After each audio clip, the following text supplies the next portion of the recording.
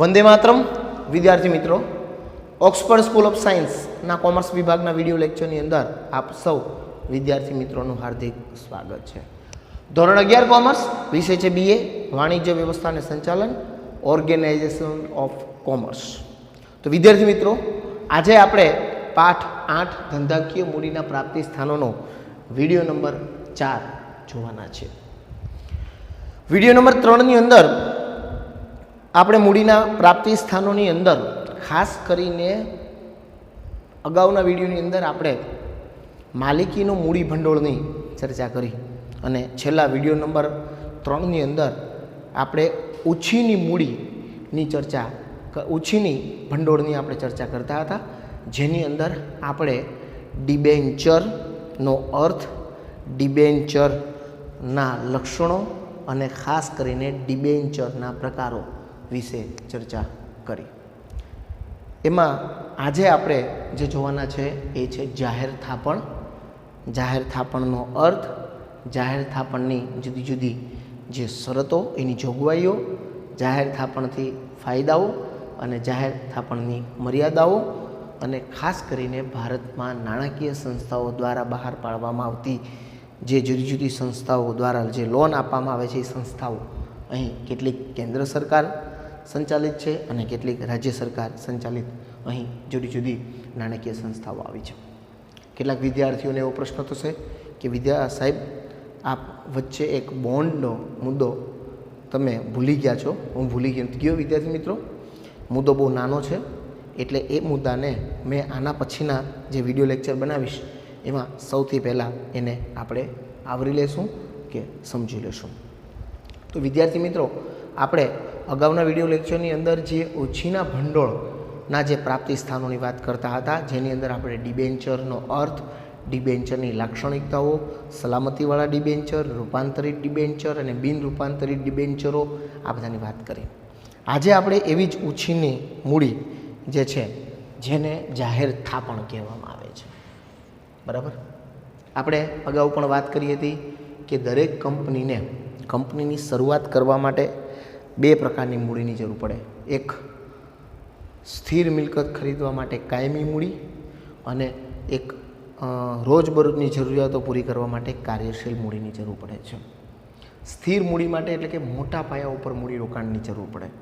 આજે મોટાભાગના ધંધાકીય એકમોની સ્થાપના કરવામાં આવે ત્યારે કંપનીઓને કે એકમોને મોટા પાયા ઉપર મૂડી માટે, જમીન ખરીદવા માટે, જમીન ઉપર મકાન બાંધવા માટે, કોઈક મોંઘું યંત્ર ખરીદવા માટે જે મૂડી લાંબા ગાળે તમે નફામાંથી કાઢી શકો એવી કાયમી મૂડી જરૂર પડતી હોય છે. પરંતુ કંપનીને પોતાના રોજબરોજના વ્યવહારો સાચવવા માટે ચાલુ મિલકત એટલે કે કાર્યશીલ મૂડીની જરૂર પડે. આ કાર્યશીલ મૂડીની અંદર ખાસ કરીને કાચો માલ ખરીદવાનો હોય કદાચ, તો એની ચૂકવણી કરવાની હોય, લાઇટ બિલ ભરવાનું હોય, પાણી વેરો ભરવાનું હોય કે અન્ય કોઈ પણ વ્યવસાય વેરા ભરવાના હોય, કર્મચારીઓને પગાર કરવાના હોય, કોઈ પ્રકારની કોઈ દંડની રકમ ભરવાની હોય, આવા રોજબરોજના કોઈકને કોઈક વ્યવહાર કરવા માટે કંપનીને ચાલુ મિલકતની જરૂર પડે. તો આ ચાલુ મિલકત માટે એને રોજબરોજ માટે કાર્યશીલ મૂડીની જરૂર પડે. તો કંપનીને જ્યારે ટૂંકા ગાળા માટે આ પ્રકારની કાર્યશીલ મૂડીની જ્યારે જરૂરિયાત પડે ત્યારે કંપની પોતાની આ જે ટૂંકા ગાળાની જે જરૂરિયાતો સંતોષવા માટે કંપની શું કરે છે, તો કે જાહેર જનતાને પોતાની પાસેથી થાપણો ખરીદવા માટે અથવા તો એની પાસેથી થાપણો સ્વીકારે છે, જેને આપણે શું કહીએ છીએ, તો કે જાહેર થાપણ કહે છે. પરીક્ષાની અંદર ખાસ કરીને જાહેર થાપણનો અર્થ પૂછાય તો કંપનીને ટૂંકા ગાળા માટે પોતાની કાર્યશીલ જે મૂડી છે એ જરૂરિયાતો સંતોષવા માટે જાહેર જનતા પાસેથી જે થાપણ કંપની ટૂંકા ગાળા માટે પોતાની નાણાકીય જરૂરિયાતો સંતોષવા માટે સ્વીકારે છે તેને આપણે જાહેર થાપણ કહે છે. હવે ઇક્વિટી શેર્સ છે એ તો કંપનીના માલિક છે, એટલે એ કોઈ પ્રકારના કંપનીના દેવા નથી. હા, પણ પ્રેફરન્સ શેરવાળા છે એ કંપનીના લેણદાર કહેવાય. કારણ કે કંપનીનું કદાચ વિસર્જન થઈ જાય કે કંપનીનું સંપૂર્ણ રીતે ખોટ ખાય ને કંપની બંધ કરવાની આવે ત્યારે એના લેણદારોને પણ ચૂકવવું પડે. તો આ રીતના જે જાહેર થાપણો જે કંપનીમાંથી જે વ્યક્તિઓ આ પ્રકારની જાહેર થાપણો કંપની જે લોકો પાસેથી આવી ઉછીની મૂડી મેળવે છે એ કંપનીના દેવા સમાન ગણવામાં આવે છે. એટલે ટૂંકમાં એમ કહેવાય છે કે આ થાપણદારો, આ થાપણમાં રોકાણ કરનાર જે રોકાણકારો છે એ કંપનીના કોણ છે? તો કે લેણદાર છે. માની લો કે કોઈ પણ સંજોગોની અંદર કંપનીને ખોટ જાય કે કંપની બંધ કરવાની થાય કે કંપનીનું વિસર્જન થઈ જાય, એવા કોઈ પણ સંજોગોમાં કંપનીનું બંધ કરવાનું થાય તો કંપનીએ જ્યારે પોતાની તમામ પ્રકારની મિલકતો વેચીને જ્યારે પોતાના ત્રાહિત પક્ષનું જે લેણું ચૂકવવાનું થાય, દાખલા તરીકે શ્રમિકોને પગાર બાકી હોય કે કાચા માલની કંઈક ચૂકવવાનું બાકી હોય, વેરા બાકી ચૂકવે, તેની સાથે જ એટલે કે તેની સાથે જ આ પ્રકારના થાપણદારોને પણ ચૂકવણી પૂરી કરવામાં આવે છે. એટલા માટે એમ કહેવામાં આવ્યું છે કે આ પ્રકારના થાપણમાં રોકાણ કરનાર જે રોકાણકારો છે એ કંપનીના કોણ છે? તો કે લેણદાર બને છે. હવે મોટાભાગે કંપની દ્વારા જે આ થાપણ બહાર પાડવામાં આવે તો આ થાપણની મુદત કેટલી હોય? તો આ કંપનીની આવી જાહેર થાપણની મુદત ઓછામાં ઓછી 6 માસની અને વધુમાં વધુ 36 માસ એટલે કે 3 વર્ષ સુધીની હોય છે. કાર્યશીલ મૂડી છે, ટૂંકા ગાળાની મૂડી છે, આથી વધારે સમયની હોતી નથી. એટલે કે જાહેર થાપણની ઓછામાં ઓછી સમય મર્યાદા 6 માસ અને વધુમાં વધુ સમય મર્યાદા કેટલી હોય છે? તો કે 36 માસની હોય છે. હવે આ પ્રકારની જાહેર થાપણની અંદર રોકાણકારોને ચોક્કસ સમયે વ્યાજ, ચોક્કસ નક્કી કરેલું વ્યાજ ચૂકવવું પડે છે. બરાબર. હવે આ વ્યાજની ગણતરી કાં તો માસિક એટલે કે દર મહિને કરવામાં આવે, કાં તો ત્રિમાસિક એટલે કે 3 મહિને કરવામાં આવે, કાં તો અર્ધવાર્ષિક એટલે કે 6 મહિને કરવામાં આવે અને કાં તો વાર્ષિક આ પ્રકારની વ્યાજની આ પ્રકારની થાપણોમાં કરવામાં આવતી. તમે પોસ્ટ ઓફિસમાં પણ આપણે જોયું કે પોસ્ટ ઓફિસની અંદર પોસ્ટ ઓફિસ પણ આ પ્રકારની જાહેર થાપણો બહાર પાડે છે જાહેર જનતા માટે. તો એમાં પણ આ રીતે વ્યાજની ગણતરી કરવામાં આવે. હવે જેવી પાકતી મુદત આવે એટલે કે દાખલા તરીકે જેટલા સમય માટે આવી જાહેર થાપણો બહાર પાડી હોય એટલી પાકતી મુદત આવે ને એટલે પાકતી મુદતે મુદ્દલ સાથે એટલે કે મૂળ રકમનું જે રોકાણ કર્યું હોય એ મૂળ રકમ એટલે કે એમ કહેવામાં આવ્યું છે કે મુદ્દલ સાથે વ્યાજની પણ રકમ પૂરેપૂરી અહીં ચૂકવવામાં આવે છે. કોને? થાપણમાં રોકાણ કરનાર રોકાણને. કોણ ચૂકવે છે? તો કે કંપની ચૂકવે છે. હવે ભારતની અંદર તમામ પ્રકારના ધંધાકીય એટલે કે કંપનીનું જે સંચાલનની જોગવાઈઓ છે ને બધી મોટાભાગે વર્તમાન સમયમાં કંપની ધારા 2013 પ્રમાણે મુજબ થાય છે. એ કંપની ધારા 2013માં એવી જોગવાઈ કરવામાં આવી છે કે આવી જાહેર થાપણો બરાબર કોણ સ્વીકારી શકે? તો કે આવી જાહેર થાપણો કાં તો કોઈ બેન્કિંગ ક્ષેત્રની કંપની હોય અથવા તો નોન બેન્કિંગ ક્ષેત્રની પરંતુ કોઈ ફાઇનાન્સની કામ કરતી કોઈ પણ કંપની હોય તો એ ફાઇનાન્સની બહાર પાડતી કંપની આ પ્રકારની જાહેર જનતા પાસેથી આ પ્રકારની થાપણો શું કરે છે? તો કે સ્વીકારી શકે છે. સમજાઈ ગયું?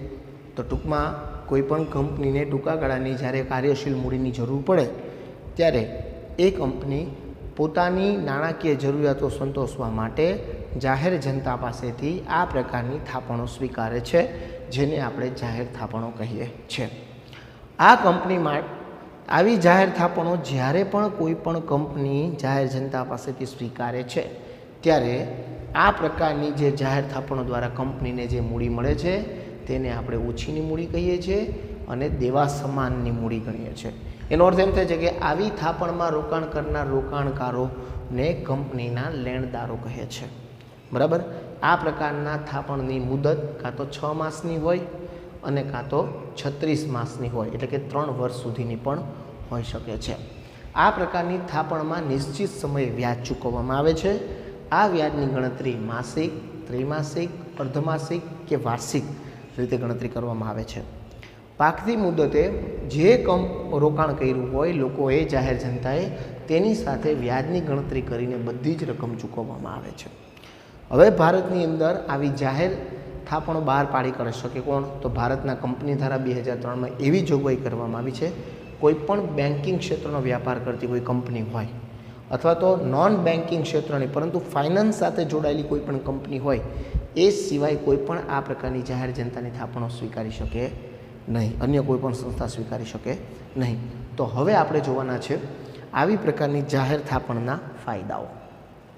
હવે આ પ્રકારની જાહેર થાપણો જે છે, આ જાહેર થાપણોના ફાયદા શું છે કે કોઈ પણ કંપની હોય એ કંપનીને ગમે ત્યારે આ પ્રકારની કાર્યશીલ મૂડીની જરૂર પડે. હવે આ પ્રકારની કાર્યશીલ મૂડીની જરૂર પડે તો એ સરળતાથી કયા માર્ગેથી મેળવી શકે એ માર્ગને એ પહેલાં અપનાવે. તો આ પ્રકારની જાહેર થાપણ દ્વારા કંપની કાર્યશીલ મૂડી ખાસ કરીને સરળતાથી મેળવી શકે છે. જો કોઈ પણ કંપની બજારની અંદર પોતાની સારી પ્રતિષ્ઠા ધરાવતી હોય, સારો નફો કરતી હોય, તો તેવી કંપનીઓ બજારમાંથી સરળતાથી આ પ્રકારની જાહેર થાપણો મેળવી શકે છે. બરાબર.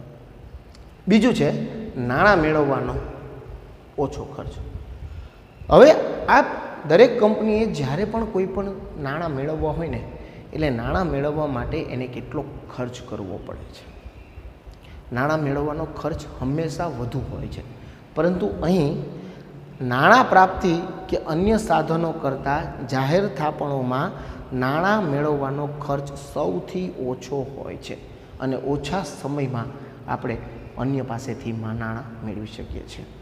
ત્યાર પછી બીજું કીધું છે કે મિલકતોના બોજા મુક્ત હોય છે. ઘણી વખત આપણે જોયું ડિબેન્ચરની અંદર કે ડિબેન્ચર બહાર પાડતી હોય, સલામત ડિબેન્ચર બહાર પાડવા માટે કંપની શું કરતી હોય છે તો કે પોતાની મિલકત ગીરવે મૂકતી હોય છે. જોકે મિલકતનો પોતે ઉપયોગ પણ સાથે સાથે કરતી હોય, પરંતુ માની લો કે જ્યારે એ ડિબેન્ચરની રકમ પરત કરવાની થાય ત્યારે એ મિલકતો ગીરવે મૂકેલી મિલકતો એને જતી કરવી પડે છે. ટૂંકમાં મિલકતો ઉપર તરતો બોજ જોવા મળે છે.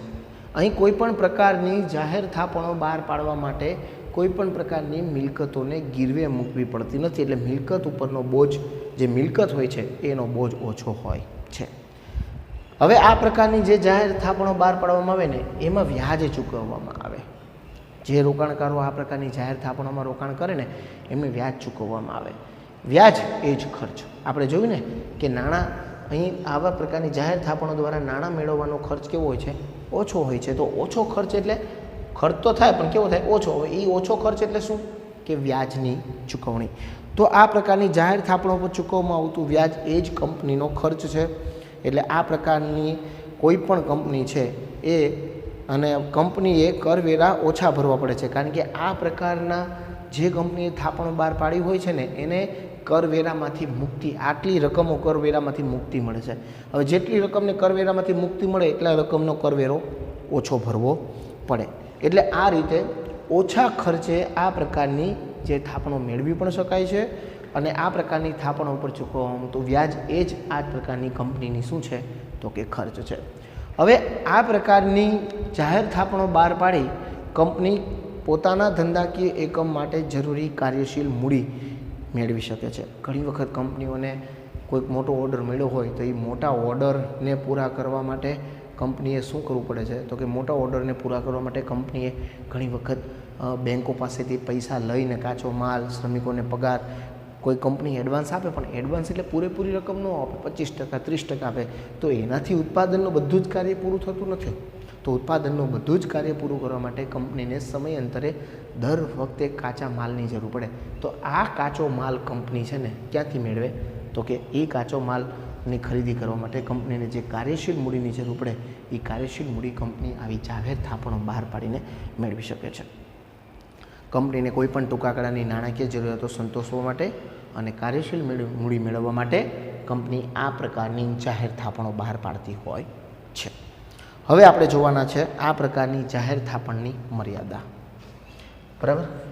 સૌથી પહેલી મર્યાદા છે અનિશ્ચિતતા. જુઓ, આપણે રોકાણકારોનો સ્વભાવને પ્રતિભાવને જાણી ન શકીએ. માની લો કે આપણે જાહેર થાપણ બહાર પાડીએ પણ એ જાહેર થાપણનો રોકાણકારો દ્વારા સ્વીકાર કરવામાં ન આવે તો આપણે જે ધારણા કરી હોય એના કરતાં ઓછી આપણે કાર્યશીલ મૂડી મળવાપાત્ર બને છે. એટલે કે મળવાપાત્ર મૂડીનું અહીં એમ કીધું છે કે જાહેર થાપણો દ્વારા નાણાં મેળવવામાં અનિશ્ચિતતાઓ રહેલી છે. કેમ અનિશ્ચિતતા? કારણ કે આપણે ઘણી વખત રોકાણકારોનો પ્રતિભાવ અગાઉથી જાણી શકતા નથી, જેને કારણે આપણે જે બહાર પાડીએ એના દ્વારા આપણને કદાચ મૂડી મળે પણ ખરી ને કદાચ મૂડી ન પણ મળે. બીજું, રોકાણકારો માટે આ પ્રકારની જે રોકાણ કરીએ છીએ એ જોખમ છે. જાહેર થાપણો જે છે એ બિનસલામતી દેવું ગણાય છે. નાણાં રોકાણકારો માટે એક પ્રકારનું જોખમનું તત્વ રહેલું છે.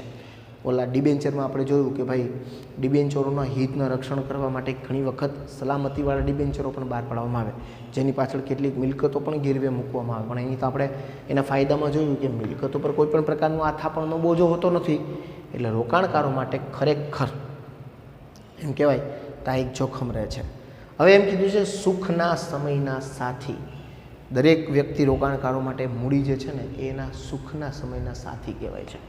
અહીં એમ કહેવું છે કે જાહેર થાપણ એ કંપની માટે સાનુકૂળ અને સુખના સમયના સાથી જેવી છે, કારણ કે જ્યારે કંપનીની આર્થિક પરિસ્થિતિ બગડે ત્યારે કંપની વિશે બજારમાં ખોટી અફવા ફેલાય ત્યારે આ પ્રકારના જો રોકાણકારો હોય તો એ રોકાણકારો પોતાની થાપણો પાકતી મુદત પહેલાં પરત મેળવવા માટે ઘસારો કરે અને થાપણો ઉપાડી લે, તો આવા સંજોગોમાં કંપનીને મુશ્કેલીમાં વધારો કરે છે.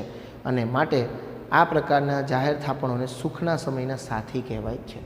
જ્યારે પણ કંપનીને નાણાકીય જરૂરિયાત પડે ત્યારે કંપની સરળતાથી આ પ્રકારની જાહેર થાપણો બહાર પાડીને જાહેર જનતા પાસેથી થાપણો સ્વીકારી અને એને એ કાર્યશીલ મૂડીને ધંધાના રોજબરોજના પોતાની જરૂરિયાત સંતોષવા માટે ઉપયોગ કરી શકે છે.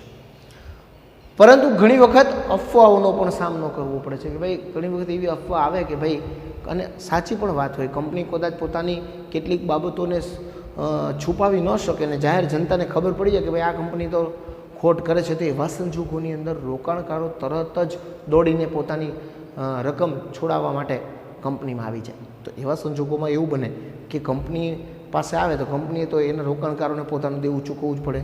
તો આવા સંજોગોમાં કંપનીએ પણ આ દેવું ચૂકવવા પડે છે અને જ્યારે કંપનીની આર્થિક સ્થિતિને નબળી બનાવે છે. એટલે સુખના સમયના સાથે એમ કીધું છે કોઈ પણ નવી કંપની હોય કે કોઈ નબળી કંપની હોય, જે કંપની ઓછો નફો કરતી હોય, કોઈ નવી બહાર પડી હોય, હવે એવી કંપનીએ જો પોતાની આવી જાહેર થાપણો બહાર પાડવી હોય તો પહેલાં સૌથી વધુ આવી કંપનીઓનો કોઈ પણ પ્રકારનો એને ઓળખાણ ન હોય, એના વ્યવહારો વિશેની ઓળખાણ ન હોય જાહેર જનતાને, અને એ હજી નવી જ છે અથવા તો નબળી પરિસ્થિતિ છે, ખોટ ભોગવી રહી છે, તો એવી કંપનીઓ ઉપર રોકાણકારોને ઝટ દઈને વિશ્વાસ આવતો નથી, જેથી આવી નબળી કે નવી કંપનીઓ પણ આ પ્રકારની જાહેર થાપણો મેળવવામાં મુશ્કેલીઓનો સામનો કરી રહ્યા હોય છે. તો વિદ્યાર્થી મિત્રો, ખાસ કરીને થોડીક વાર માટે સાઈડ ઉપર આવી જાઉં છું.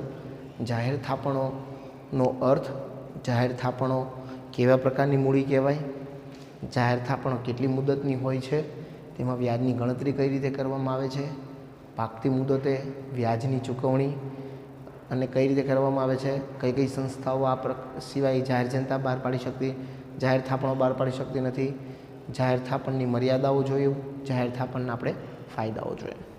હવે વિદ્યાર્થી મિત્રો, આપણે જોવાના છે કે ભારતની અંદર વર્તમાન સમયની અંદર ઘણી બધી એવી ઔદ્યોગિક વિકાસ વધતો ગયો છે, કારણ કે જેમ જેમ વિજ્ઞાન અને ટેકનિકલ ક્ષેત્રનો વિકાસ થતો ગયો છે તેમ તેમ નવા દેશની અંદર જે ઉદ્યોગો છે એ ઉદ્યોગોનું પણ વિકાસ, એનું વિસ્તરણ કે એમાં જુદા જુદા સંશોધનો થતા રહ્યા છે.